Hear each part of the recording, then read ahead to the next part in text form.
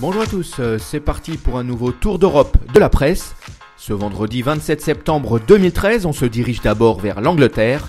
D'après le Daily Telegraph, l'homme fort d'Arsenal, Stan Kroenke, a encensé Arsène Wenger. Le businessman américain a laissé entendre qu'il souhaite que le manager français prolonge son contrat chez les Gunners. Pour sa part, le Daily Mirror relaye une information surprenante. En clair, l'attaquant Didier Drogba pourrait succéder à Fatih Terim sur le banc de touche de Galatasaray. Les dirigeants turcs verraient d'un bon œil le fait qu'il soit un entraîneur-joueur. Par ailleurs, Roberto Di Matteo et Roberto Mancini seraient aussi sur la shortlist. On file en Italie, avec le Corriere dello Sport qui met en avant la remontée de l'Inter Milan face à la Fiorentina.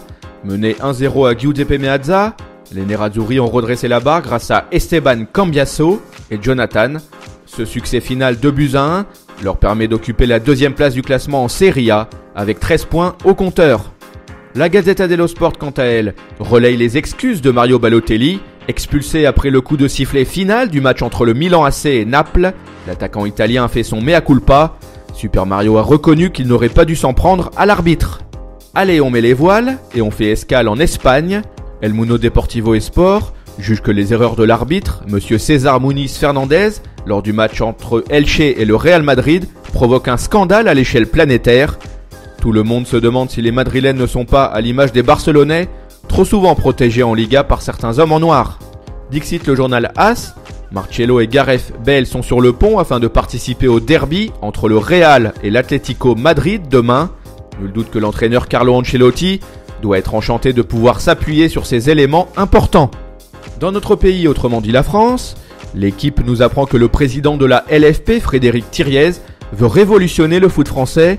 Cela pourrait se traduire par le passage de 20 à 18 clubs en Ligue 1, la réduction des montées et des descentes, des bonus accordés aux clubs qui brillent en Ligue Europa, ou encore le renforcement de la licence club pour sécuriser les investissements.